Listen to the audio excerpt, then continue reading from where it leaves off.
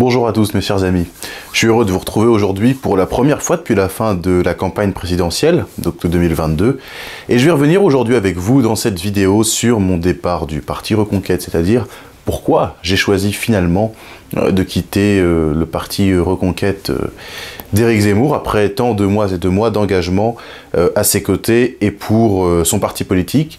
Vous le savez, j'ai été largement médiatisé à ce sujet, en raison notamment des insultes, des attaques, etc. etc.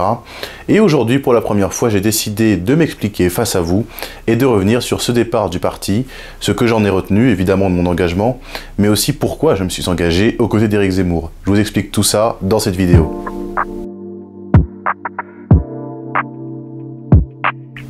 Alors tout d'abord, je voulais commencer cette vidéo en saluant mes amis, en saluant tous ceux qui m'ont soutenu pendant tous ces derniers mois, les personnes que je connais de très proches relations, les personnes que je connais un peu moins, mais qui m'ont aussi apporté publiquement leur soutien. Je tenais à remercier tout simplement ces personnes formidables, qui m'ont beaucoup épaulé, qui m'ont beaucoup aidé au cours de ces derniers mois. Je dois dire que, en fait, sans le soutien des gens, ça aurait été beaucoup plus difficile, je pense. C'est le soutien des gens, votre soutien, qui m'a beaucoup permis de tenir et de continuer, je pense, à lutter face à tout ce qu'on voyait, c'est-à-dire toutes les attaques de la part de racistes ou de ceux que je qualifiais sur le plateau de TPMP de sauvages. Je pense que le soutien des gens m'a beaucoup aidé et je tiens sincèrement à remercier profondément toutes les personnes qui m'ont apporté leur soutien jusqu'ici et qui j'espère continueront à le faire dans les années à venir. On verra ce qu'il en est.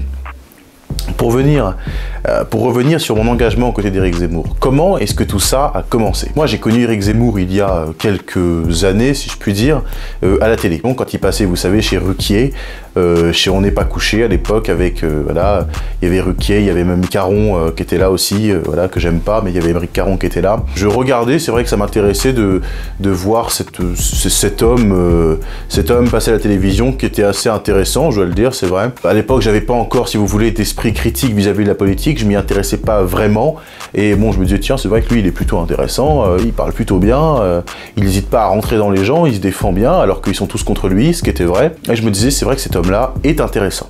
Et du coup, j'ai commencé comme ça, petit à petit, à m'intéresser à la personne d'Éric Zemmour, à qui il était, à ce qu'il faisait. Voilà, à ce qu'il faisait, à ce qu'il expliquait aussi. Parce qu'Éric Zemmour, en fait, faisait le constat de ce que la plupart des Français vivaient, de la réalité des Français, ce que beaucoup de politiciens de nos jours ne faisaient pas. Et je dis ne faisaient, mais vous comprendrez ensuite pourquoi. Et Éric Zemmour était le seul qui parlait véritablement aux Français, qui parlait de leurs problèmes, mais aussi des conséquences d'une immigration massive et d'autres problèmes sociétaux et de sécurité que l'on connaît bien d'aujourd'hui. Et c'est là que j'ai commencé du coup à m'intéresser à Zemmour. Ensuite est arrivé l'épisode important, alors j'étais un peu plus jeune, hein, l'épisode important des Gilets jaunes. C'est à ce moment-là aussi que je me suis intéressé plus profondément, entre guillemets, à la politique. J'ai commencé à m'intéresser aussi, évidemment, à Emmanuel Macron et à me dire, mais finalement, qu'est-ce qu'ils ont à reprocher à cet homme-là? Pourquoi le président de la République est-il à ce point contesté? Qu'est-ce qu'il a bien pu faire de si mal vu pour qu'aujourd'hui les gens veuillent bloquer les routes, qu'il y ait des choses très violentes qui se produisent contre les policiers? Pourquoi la situation dégénère à ce point? C'est là que j'ai commencé à m'intéresser à la politique sociale d'Emmanuel Macron, à ses réformes qu'il a fait, à ses réformes économiques, ses réformes sociales. J'ai commencé à m'intéresser là vraiment au domaine politique plus globalement. Il se passe quelque chose, c'est le chaos, intéresse-toi, essaie de comprendre ce qui se passe, pourquoi ces gens sont en colère et sont dans la rue, quelles sont leurs revendications. Aujourd'hui, évidemment, on le sait tous, ces gens étaient méprisés, avaient été piqués au vif par le mépris d'Emmanuel Macron. Un mépris que tous les Français ont pu connaître pendant les 5 dernières années, même s'il a été réélu, ce qui est assez étonnant. Tout le monde connaît le mépris classique d'Emmanuel Macron, qui maintenant ne choque plus personne. C'est là que j'ai commencé donc à m'intéresser à la politique. Tout est parti de là. Pour Éric Zemmour, l'engagement qui est le mien, pour y revenir, est devenu concret à partir de l'été 2021. On est 1 an avant l'élection présidentielle, et donc à peu près 1 an avant l'élection présidentielle. Et c'est là que commencent à circuler pour la première fois les premiers tracts, les premières rumeurs, si je puis dire. Zemmour président, Zemmour 2022, tout ça. Dans ma tête, c'était bon bah, il ira pas quoi. Voilà, je le voyais sur CNews, je me disais, il est très talentueux. Comme c'est bizarre. Oh alors. Je le regarde tout le temps sur CNews, qu'est-ce qu'il va aller faire à la présidentielle? Je pense pas que ce soit son ambition. Il ira jamais parce qu'il a déjà Il fait déjà des choses très intéressantes, il écrit des livres très intéressants dans lesquels il expose des idées, il expose beaucoup de solutions également. Je me disais, je pense pas qu'Éric Zemmour ait envie d'aller se lancer dans le monde politique, qui est un monde quand même assez compliqué, même s'il aurait les épaules pour le faire. C'est ce que je me suis dit à ce moment-là. J'ai commencé à partir de septembre, très précisément, à adhérer à Génération Z. Génération Z qui est le mouvement jeune, de ce qu'est aujourd'hui Reconquête bien sûr, et qui soutient également Éric Zemmour comme l'indique son nom. Et donc c'est là que j'ai commencé petit à petit à militer avec les gens de ma section et que j'ai commencé à m'impliquer localement. Jusqu'à ce que, en octobre, Éric Zemmour donne une réunion publique à Nantes au Zénith de Nantes. Je crois que c'est l'une des premières grandes réunions publiques qu'il donne, il y avait pas mal de personnes. Et c'est là que j'apparais sur une photo qui a été largement reprise par Valeurs Actuelles, à côté, à 2-3 personnes d'Éric Zemmour. Parce qu'à la fin de la réunion publique, Éric Zemmour n'était pas candidat bien sûr, ça devait être le 30 octobre 2021. Éric Zemmour, à la fin de sa réunion publique, vient voir les militants et décide de faire une photo avec nous. Et moi, j'étais à 2 personnes de lui sur la photo. Et c'est là que tout commence en réalité. Je parle bien sûr de la médiatisation et de la vague de haine. Tout commence là, pourquoi? Dès le lendemain même, vous avez des gens, parce qu'Éric Zemmour poste la photo sur Instagram en disant que la reconquête passe par la jeunesse ou quelque chose du genre. Et c'est là que d'un coup, les premiers commentaires haineux arrivent. Qu'est-ce que fait ces noirs ici? Tu n'as pas ta place là, mais il y a un nègre machin, il y a un problème. Enfin bon, je vous en passe, vous voyez le genre de commentaires dont je veux parler. C'est là que tout commence. Je suis contacté quelques jours plus tard par Valeurs Actuelles, qui me dit écoutez, on a vu ce qui se passe, voilà, est-ce que vous pourriez répondre à 2-3 questions? Donc j'ai répondu à leurs questions au téléphone, et puis ils ont sorti un article sur le sujet. Mais c'est là que pour la première fois, on a écrit quelque chose sur moi. Je dois vous dire d'ailleurs que ça fait un peu bizarre, si je peux dire entre guillemets, surtout quand on a 17 ans, puisque j'avais 17 ans à ce moment-là, donc c'est un peu, ça fait un peu bizarre quand même. En tout cas, c'est à partir de cette réunion publique que commence la médiatisation, qui a été, je dois vous le dire, au début assez compliqué à gérer entre guillemets.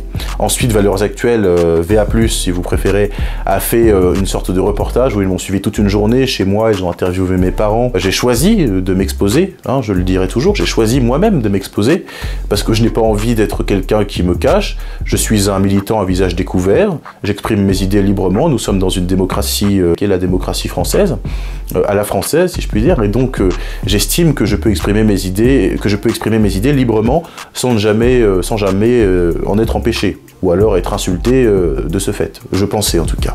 Et puis ensuite a suivi le fameux meeting de Villepinte, le 5 décembre. Éric Zemmour est alors candidat à l'élection présidentielle, depuis le 30 novembre déjà, et c'est là que commence véritablement l'intensification, si je puis dire, de l'engagement et des prises de parole pour moi, des prises de position, et aussi des prises de claques dans la figure par des gens qui n'aimaient pas trop que je pense ce que je pouvais penser. Je suis contacté par TPMP, qui bien sûr me fait venir, vous connaissez la suite, je dis ce que je dis, c'est-à-dire ce que je dis encore aujourd'hui, que l'immigration est évidemment un problème, mais bien sûr que toute l'immigration n'est pas à jeter à la poubelle. C'est-à-dire, parce que là aussi je tiens à revenir dessus, j'ai peut-être pu mal m'exprimer parfois et blesser des personnes, ce qui n'est pas le but, hein, bien sûr, voilà. Le but c'est de rassembler tous les Français, mais moi quand je disais ça, l'immigration est un problème, dans le sens où aujourd'hui l'immigration n'est plus une chance pour la France.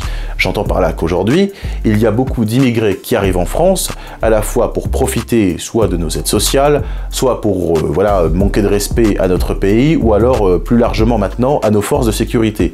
On le voit bien, entre les policiers qui se font tirer dessus, ceux qui se font agresser, voire parfois ceux qui se font tuer.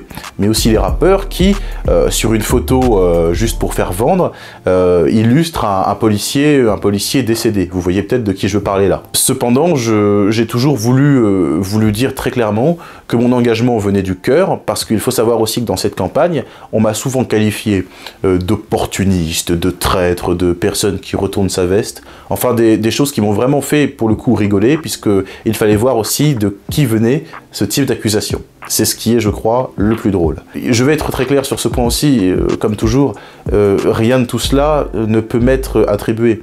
Moi, je suis un militant comme les autres, qui est venu militer. C'est pas de ma faute si j'ai été mis sous le feu des projecteurs.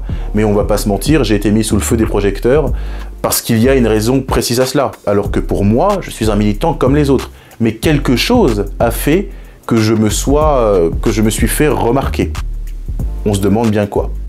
Mais toujours est-il que moi je me considère comme quelqu'un de normal, qui est comme les autres, qui milite comme vous, qui défendez ce pays qui est le vôtre, et je tiens à être traité comme tout le monde. Voilà. Et c'est là que je vais en arriver à pourquoi j'ai décidé de quitter Reconquête. J'ai activement milité et fait tout ce qui était en mon pouvoir pour promouvoir au maximum Éric Zemmour, en lequel je croyais. Durant toute cette campagne, j'ai cru largement à Éric Zemmour, en ses chances, mais aussi en la possibilité qu'il devienne président de la République. Je l'ai cru comme la plupart des militants, bien sûr. Quand on s'engage pour quelqu'un en politique, c'est qu'on pense que cette personne peut apporter quelque chose au pays, à des solutions pour aider les Français, et je pensais qu'Éric Zemmour était cette personne. Toujours est-il qu'il a au moins apporté quelque chose au débat intellectuel, au débat d'idées, et ça on ne peut pas lui retirer. Il a apporté un certain nombre de thématiques sur la table du débat démocratique, qui aujourd'hui sont largement repris, et qui étaient parfois ignorés par la plupart des politiques. Sauf certains évidemment, ceux du camp national bien sûr, n'ont jamais ignoré les problématiques qu'Éric Zemmour a avancées et mis en avant largement dans cette campagne présidentielle. Par exemple, on peut citer Marine Le Pen, qui a toujours défendu la France et les Français, qui continue à le faire aujourd'hui avec une vigueur et un courage qui sont assez remarquables, il faut bien le dire quand même. C'est pas n'importe qui défend comme ça la France, et surtout pas aujourd'hui l'extrême gauche, qui est un danger pour la République. Mais je m'égare. Le problème, pourquoi j'ai quitté Reconquête? Parce qu'il s'avère qu'il y a eu des tensions, des rumeurs malveillantes, mais aussi des insultes de la part de certains militants que je ne citerai pas, peut-être qu'ils se reconnaîtront, si c'est le cas, tant mieux, mais en tout cas, je dois vous dire que voilà, il y a eu des militants qui ont eu des propos parfois racistes, parfois haineux vis-à-vis de moi.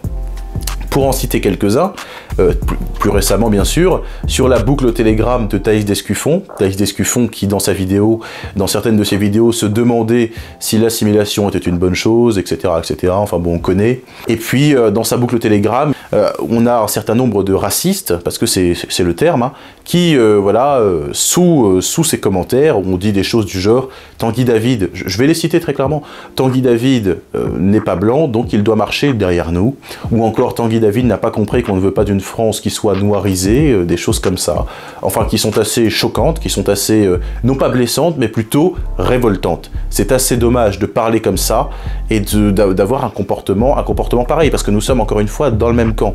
Nous sommes tous, je le crois, ceux qui défendent la France dans le camp national, et il est très dommage d'avoir des personnes qui se comportent de la sorte. Ça ne vient que décrédibiliser en fait notre camp. Pourquoi? Parce qu'aux yeux de la plupart des Français et de beaucoup de personnes, les personnes qui ont un comportement comme celui-ci nous feront passer tout simplement pour des racistes. Des gens vont se dire « mais vous avez vu ce que disent ces gens-là ?»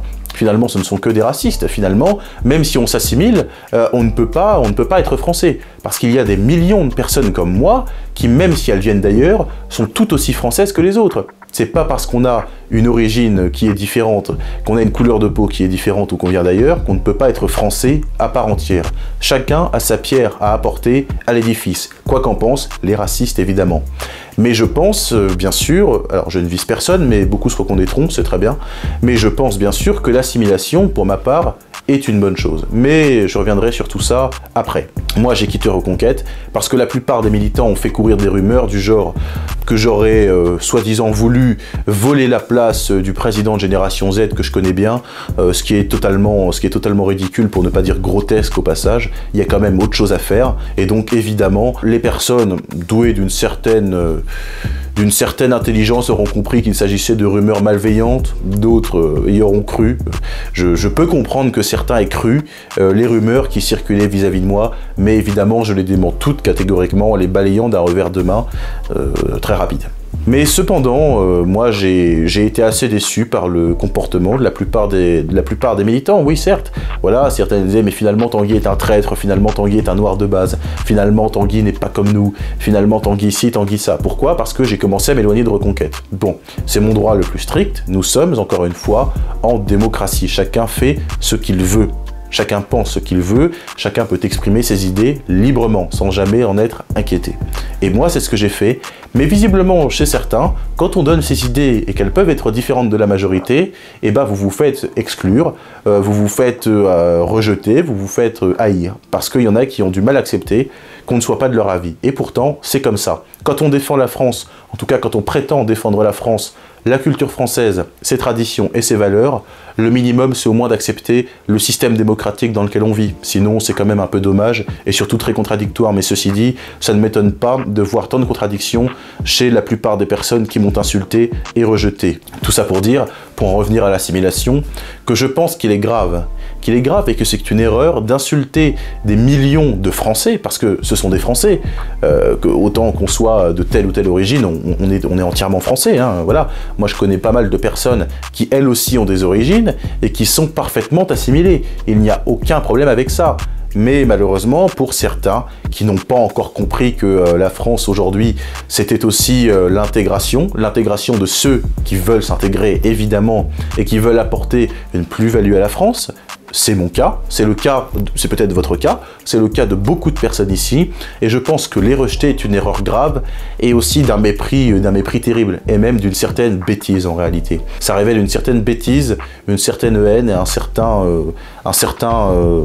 une certaine forme de rejet de l'autre qui finalement sont assez méprisables, et je pense que les personnes comme ça, il ne faut même pas leur donner la moindre importance. Tout ça pour dire que moi j'ai quitté Reconquête début mai 2022, voilà, puisque je ne pouvais pas supporter de rester chez des gens qui me méprisaient. Voilà, il y en a un qui disait Tanguy est la pire chose qui ait pu arriver à Reconquête. Très bien, j'en prends acte. Dans ce cas, j'ai plié bagage, comme on dit, et je suis parti vers d'autres horizons, en espérant pouvoir maintenant fréquenter des personnes, en tout cas politiquement, qui me respecteront et qui me traiteront comme un Français à part entière. Certains militants, parce qu'il ne faut pas mettre tout le monde dans le même panier, hein, la plupart des militants Reconquête ne sont absolument pas racistes. En soi, il n'y en a quasiment pas là-bas. Mais les seuls que j'ai vus, ce sont ceux qui se sont comportés de cette manière-là avec moi, quelque temps avant mon départ. Donc j'ai quitté Reconquête en effet, parce qu'il y avait voilà, quelques racistes qui se cachaient par là, et qui ont voulu me nuire en faisant courir des rumeurs malveillantes, et puis en tenant des propos racistes et parfois diffamatoires. D'ailleurs, des plaintes ont évidemment été déposées, des enquêtes sont en cours, etc., etc. Tout ça pour vous dire que moi je continuerai mon engagement, même si je ne suis plus chez Reconquête aujourd'hui et qu'évidemment j'y reviendrai pas, mais je continuerai mon engagement politique, peut-être en rejoignant bientôt une autre formation politique, qui sait, mais en tout cas je continuerai à me battre pour la France, pour nos idées, pour mes idées, et aussi pour le camp national auquel je pense nous appartenons tous. Tous ceux qui aiment la France, qui aiment cette belle histoire de France, cette culture, cet art de vivre, et qui ont envie de continuer à préserver ce pays. Tous ceux qui sont aussi français depuis 1000 ans, comme ils le disent, et qui ont envie de le rester. Voilà. Donc moi, je continuerai à me battre pour tous les Français, d'où qu'ils viennent, quels qu'ils soient, quelle que soit aussi leur religion, et surtout, quoi qu'ils pensent. Parce que l'essentiel et l'important, ce qu'il faut retenir, c'est que nous sommes toutes et tous Français, Français avant tout. Être Français, je pense que c'est le plus beau nom du monde, c'est quelque chose de magnifique que de pouvoir être Français. Mais aujourd'hui, nous sommes gangrénés par des personnes qui ne sentent pas, qui ne prennent pas conscience de l'honneur et de la grandeur que c'est que d'être Français. C'est assez dommage. Mais pourtant, être Français, c'est pas donné à tout le monde, et quand on l'est, on fait honneur au nom français, on fait honneur à la France. C'est ce que j'espère pouvoir continuer à faire pendant encore de longues années, et puis pendant toute ma vie. Mon engagement politique vient du cœur, et c'est un engagement de raison. Voilà, je me bats pour ce pays et pour sa sauvegarde. Voilà, merci beaucoup pour votre attention.